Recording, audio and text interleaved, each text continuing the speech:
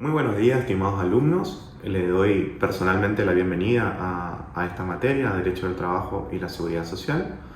Soy Fernando Espinosa, jefe de trabajos prácticos de la asignatura.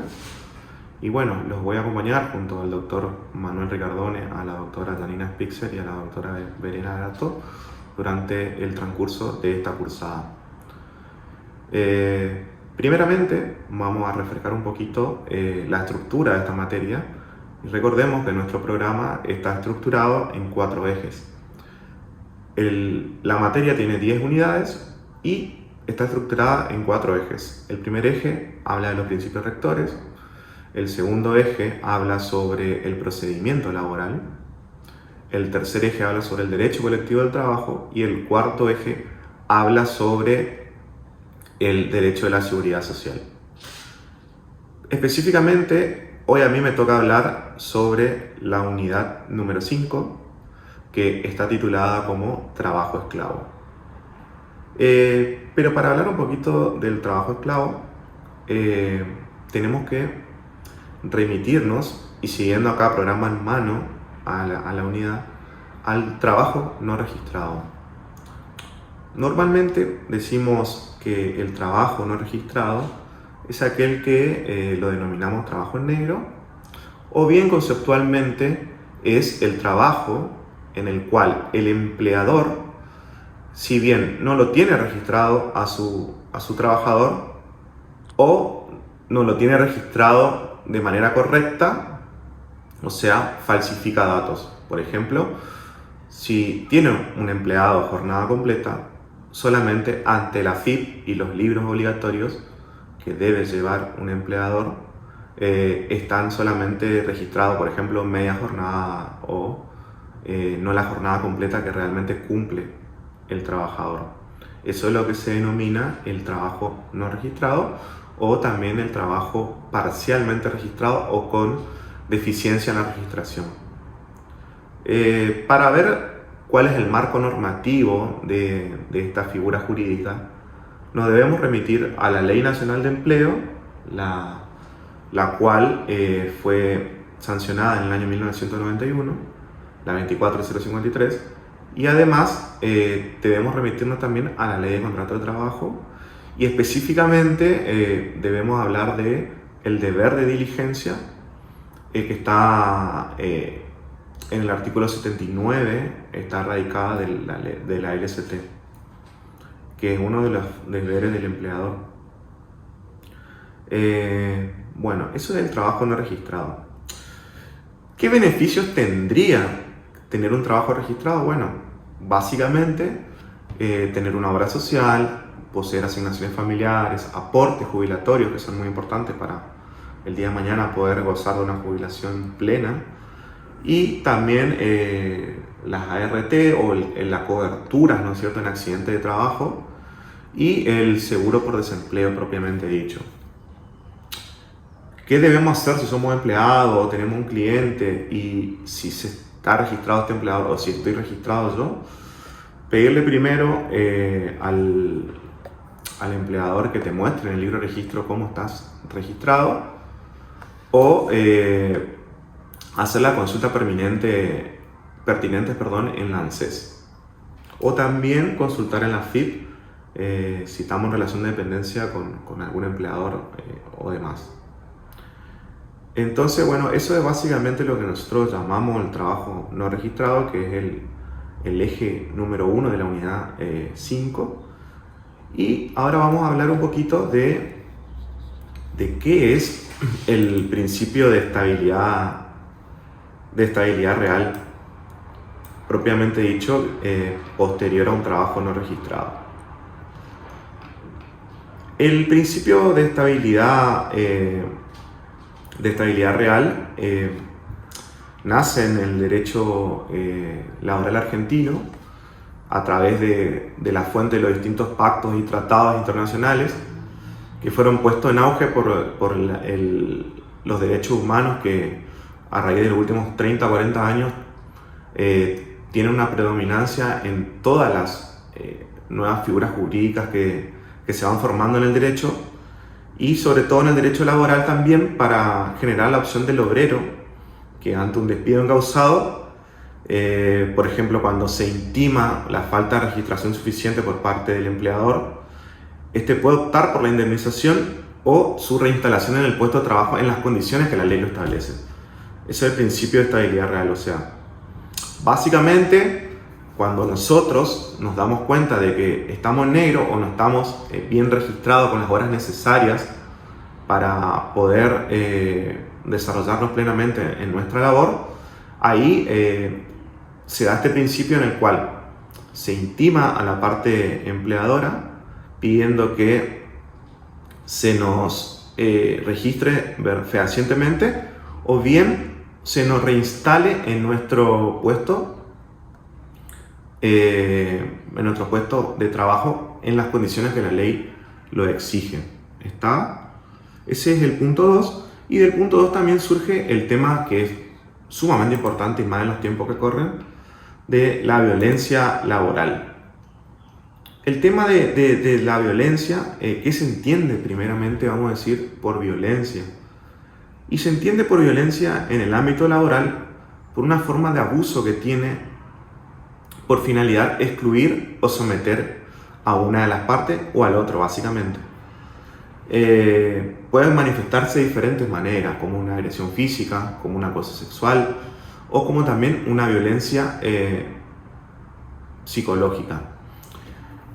O sea, puede presentarse de una manera vertical, ascendente o descendente, o sea, del empleador al trabajador o del trabajador al empleador, como también entre pares, o sea, entre trabajadores. Se ejerce también como todo tipo de violencia por acción propiamente dicha o por omisión. Esto trae como consecuencia la afección física y mental de las partes o de las personas que trabajan, y también configura una violación según el Tratado de Derechos Humanos con garantía y rango constitucional a los propiamente derechos humanos propiamente dicho y a los derechos laborales que tienen las personas. ¿Cuáles son las formas que existen de violencia? Y bueno, siguiendo un poco lo que es las costumbres y las fuentes internacionales y también las nacionales, tenemos diferentes tipos de formas. Tenemos la agresión física, que está dirigida propiamente a ocasionar un daño físico sobre el trabajador o el empleador. El acoso sexual, que tiene una connotación meramente sexual basada en el poder, no consentido por quien la recibe. Y por último, el acoso psicológico, que es cuando una persona o un grupo de personas ejercen un maltrato de modo verbal, alterno, continuado y recurrente y sostenido, dice la doctrina. Y bueno, básicamente eso es el eje 2 de la unidad 5. Ahora vamos a hablar un poquito de lo que son las servidumbres modernas o de lo que es el trabajo esclavo en el siglo XXI.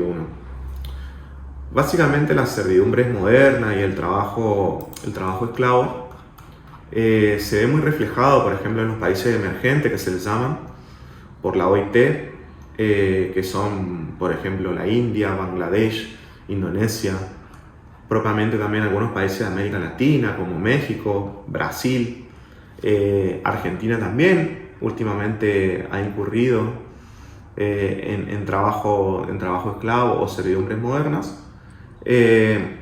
Y se da, por ejemplo, cuando personas que están en condiciones vulnerables o son de origen muy humilde o no tienen la formación necesaria entran a trabajar a grandes empresas por dinero que no corresponde en su salario o no está convenido en el convenio colectivo de trabajo correspondiente, y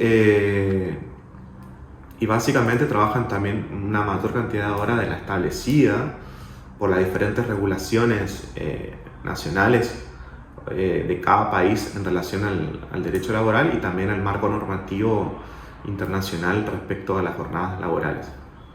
También obviamente la remuneración es insuficiente, por lo tanto lleva a un desmedro de la situación económica y también trayendo una consecuencia psicofísica en el trabajador. Siguiendo las servidumbres modernas, podemos decir que también debemos hablar de dos formas muy contundentes de ver el tema del trabajo en nuestro país. Vamos a adaptarnos un poco a lo que es la Argentina, y tenemos el trabajo agrario y el trabajo en forma de golondrina. Ya voy a explicar qué significa eso.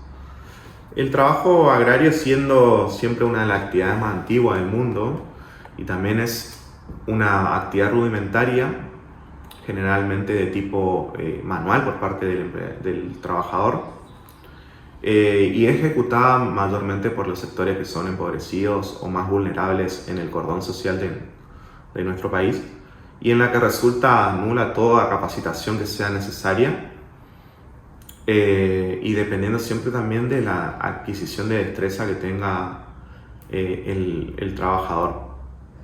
En nuestro país está regulada por la ley primeramente 25.191, y que fue modificada en el año 2007 por la ley 26.727, que siempre tiene un afán proteccionista y buscando el mejor derecho para las personas que lo ejercen. Por lo general, esta explotación se da mucho en el norte de nuestro país, precisamente en nuestra región o en la región noroeste. Y hablando de nuestra región, tenemos que hablar también un poco de lo que es la figura del trabajador golondrina o del trabajo en forma de golondrina. El trabajador golondrina es básicamente quien se desempeña en un sector informal del mercado laboral. Está vinculado al trabajo anterior que hablamos, del trabajo rural, y está bajo condiciones muy precarias, participando en migraciones estacionales hacia zonas, por ejemplo, de cosecha. Si hablamos de la provincia del Chaco, por ejemplo, se da el trabajo en forma de golondrina, por ejemplo, cuando hay la época de cosecha de la soja o del algodón, en la zona del sudoeste chaqueño o en la zona centro de la provincia, todo lo que sea de Saspeña para abajo. Básicamente representa en la economía de la provincia del Chaco, según el censo del INDEC del año 2010, un 2 o un 3% del trabajo informal que se da en nuestra provincia. Desde ya, muchísimas gracias por su atención. Espero que este mínimo aporte pueda ayudarle a dilucidar un poco algunas cuestiones. Estamos en contacto a través del foro interno de la materia y de la mensajería interna de la plataforma, así que desde ya un gusto y nos vemos seguramente en otra unidad.